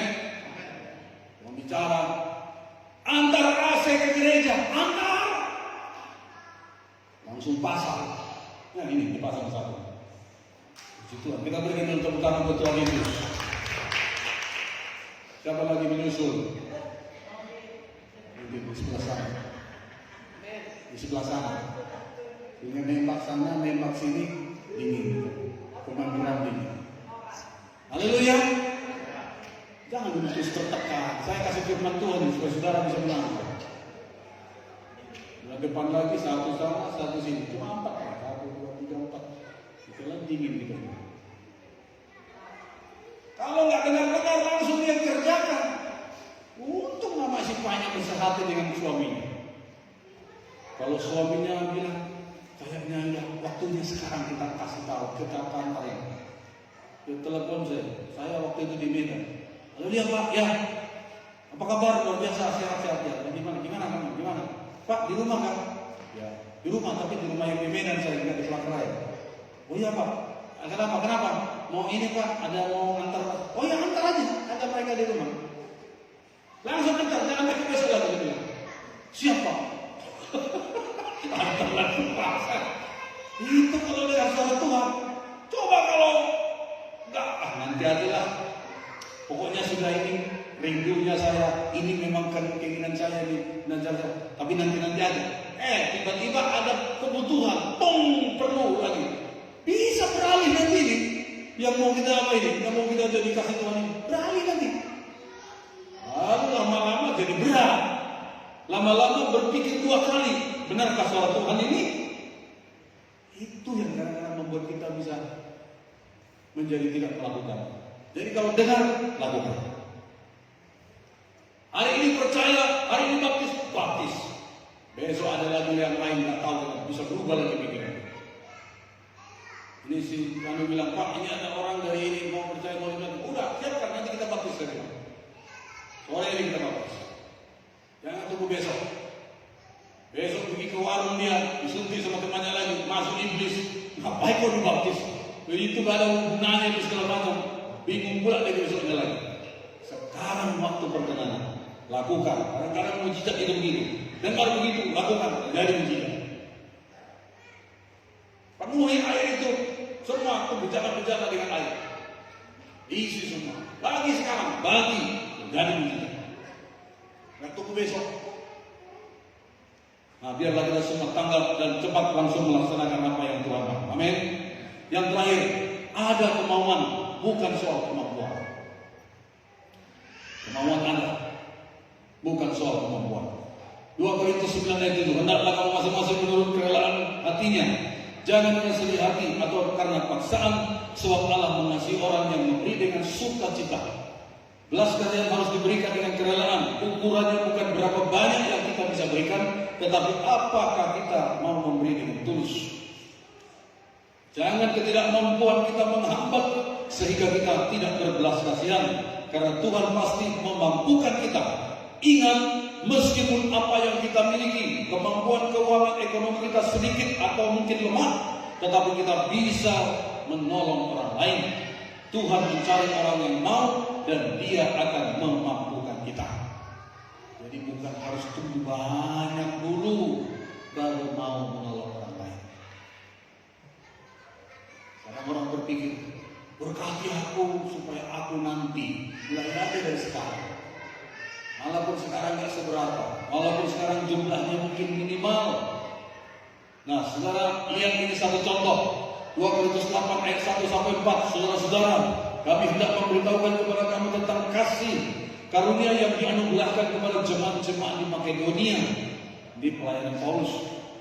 Perhatikan, selagi dicobai dengan berat, jadi dalam bermasalah, dalam berbagai penderitaan, tidak ada satu penderitaannya, banyak masalahnya, banyak penderitaannya, tapi mereka punya kehidupan rohani, sukacita mereka meluap. Dan meskipun mereka sangat miskin, ditulis di sini, bukan hanya miskin, tapi very good, sangat miskin, mungkin di bawah rata-rata. Sebenarnya kalau orang ini berkorban, tidak seberapa korbannya. Tapi lihat apa yang dia punya dalam kondisi berbagai pencobaan, berbagai penderitaan, dan mereka pun digolongkan kehidupan ekonomi yang sangat miskin. Ditulis sama Rasul Paulus. Namun mereka kaya dalam kemurahan. Ini harta yang tidak bisa dibeli, tidak bisa dibuat-buat. Itu memang datang dari dalam dirinya yang merespon kepada kebenaran Allah. Yang mereka tahu kekayaan yang sesungguhnya itu bukanlah memiliki ini dan itu, tapi kekayaan yang sesungguhnya yang sudah mereka terima dari Tuhan, kasih Allah yang tidak terbatas, yang membuat hidupnya tadinya berdosa diselamatkan, diampuni, dibenarkan, dilayakkan, diangkat menjadi anak Allah, dan diberikan hidup keselamatan, hidup yang kekal. Itu tidak bisa dibayar, makanya mereka juga melakukan hal yang sama. Walaupun secara ukuran materi dunia mereka miskin, bahkan dalam persoalan, banyak penderitaannya. Jadi orang ini tidak dalam sedang ekonomi yang baik, tidak dalam sedang kondisi yang aman-aman, dalam berbagai pencobaan, banyak penderitaan sebagai anak Tuhan. Nah ini, jadi jangan bilang, kita jangan sampai terpengaruh dengan konsep satu sisi dengan yang namanya prosperity itu ya. Memang itu perlu kita percayai, tapi lihat orang ini secara ukuran materi, keuangan ekonomi sangat miskin. Itu ukuran dunia, karena memang dunia hanya melihat apa yang kelihatan, tapi Tuhan melihat orang ini kaya dalam kemurahan.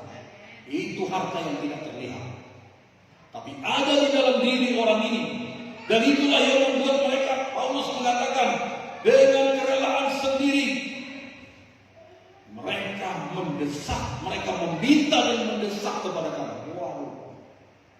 Mereka yang bilang, kami mau ikut membantu Paulus, biarlah kami ikut berkorban Paulus. Waduh. Paulus merasa, apa sih kemampuan orang ini? Kalian itu penderitaan banyak, persoalan banyak, ekonominya juga gak berapa, miskin kalian itu sebenarnya. Tapi mereka didesak, Paulus didesak oleh mereka, supaya mereka beroleh kasih karunia untuk mengambil bagian dalam pelayanan kepada orang-orang. Ikut berkorban, ikutlah kami juga berkorban, kami juga mau ambil bagian.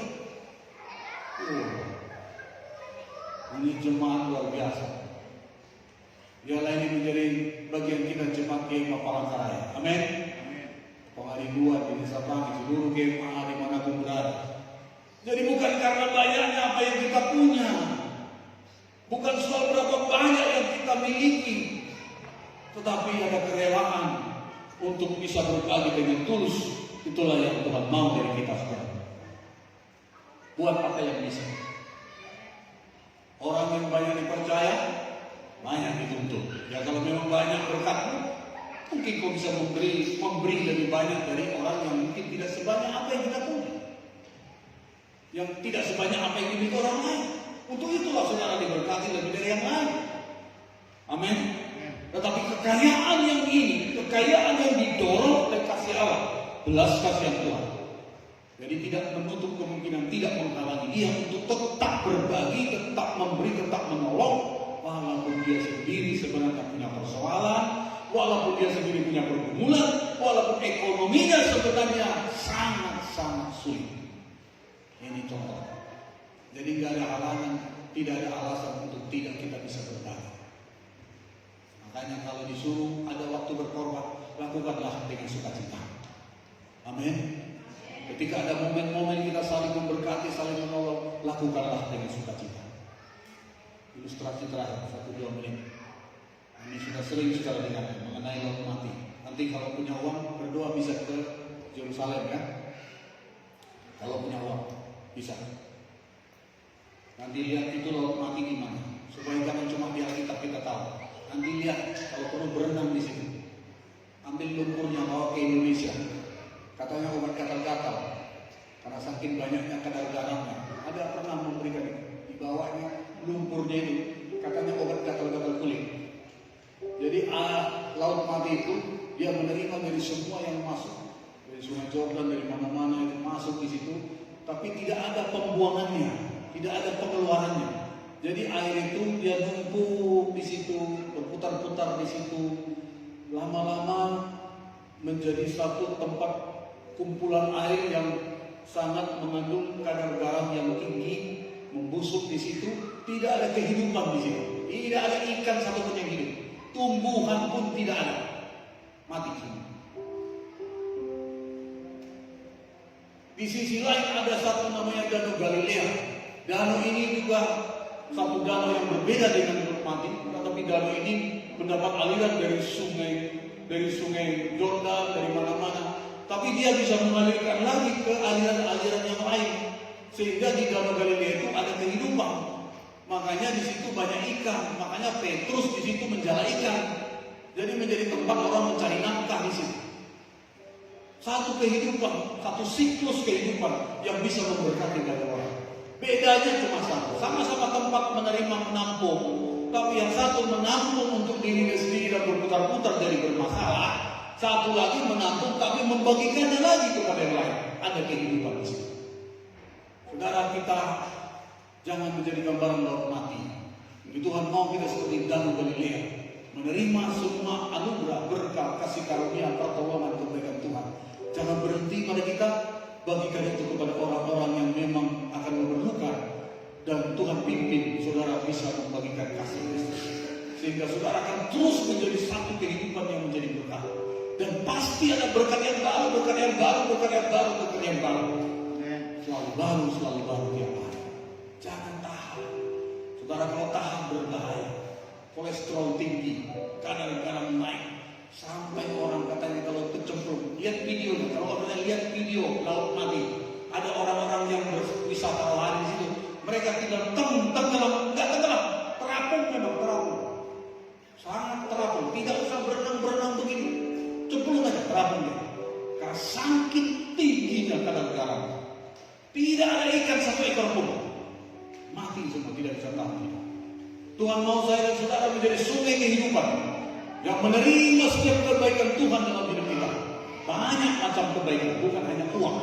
Banyak kebaikan Tuhan.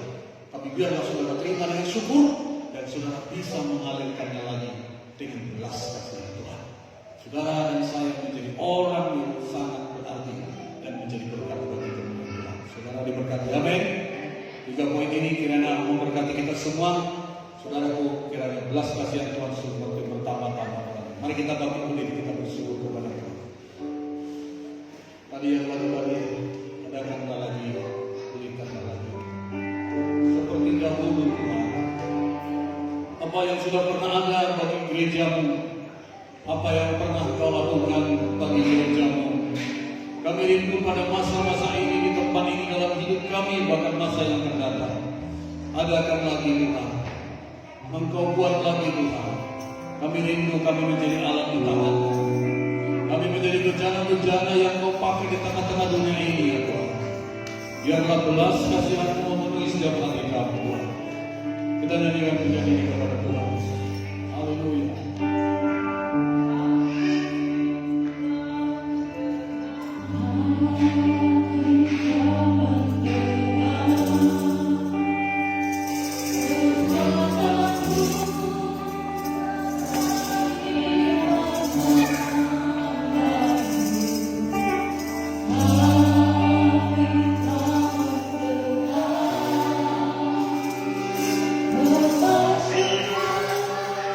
Oh,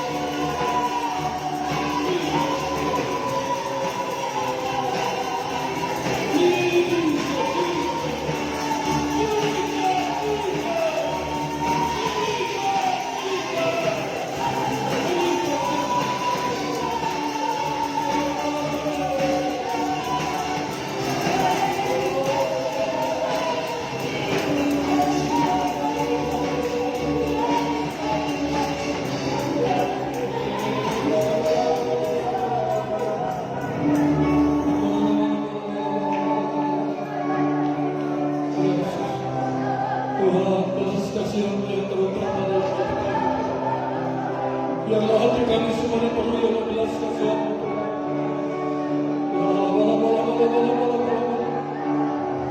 Tidak ada lagi tempat untuk kebencian, tidak ada lagi tempat untuk kebaikan dalam hati kami. Yang ada aliran-aliran hidup dari Bapa-Mu. Kami tidak mau mengotori hati kami menjadi bencana yang kotor.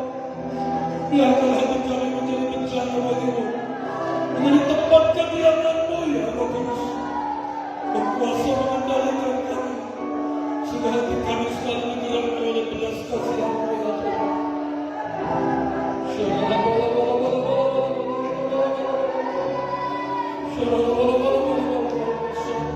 Tuhan, kalau ada yang bermasalah dengan hati kami, hari ini Kau jamah hati kami Tuhan, Kau jamah setiap roh kami Tuhan, pulihkan setiap hati kami Tuhan.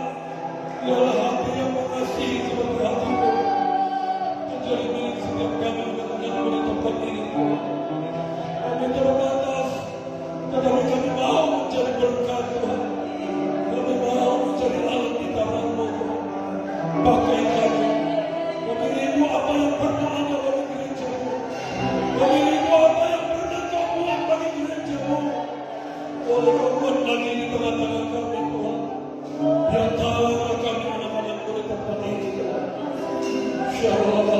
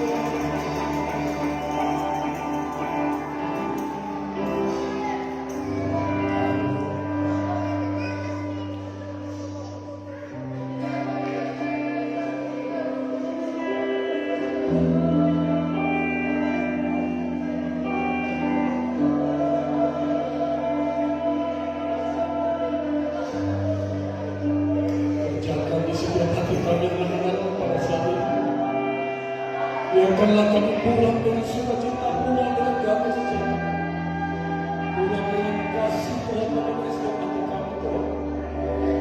Roh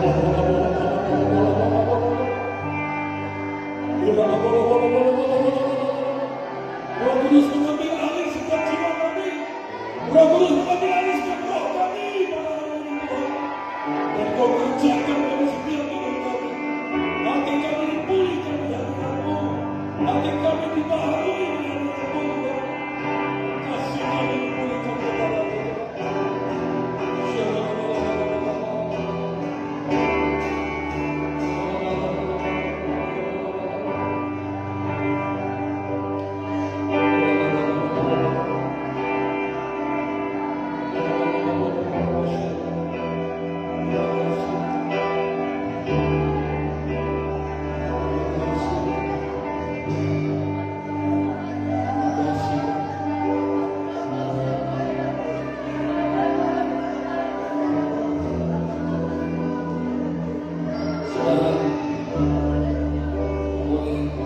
Boleh duduk di kursinya, boleh duduk. Boleh duduk. Kalau ada, saudara jangan dulu terganggu. Kalau ada yang Tuhan mau selesaikan hari ini dengan saudara, kalau itu dengan Tuhan, kau bisa selesaikan dengan Tuhan. Tapi kalau itu dengan sesamamu yang ada di sini, kau boleh selesaikan, bisa berdamai, mengampuni, mengasihi. Sehingga kasih Tuhan akan mengalir begitu deras, sungainya mengalir begitu deras kepada hati setiap kita. Dan kita terus memiliki belas kasihan Tuhan. Oh Jesus, masing-masing kita tersebut. Terima kasih Tuhan.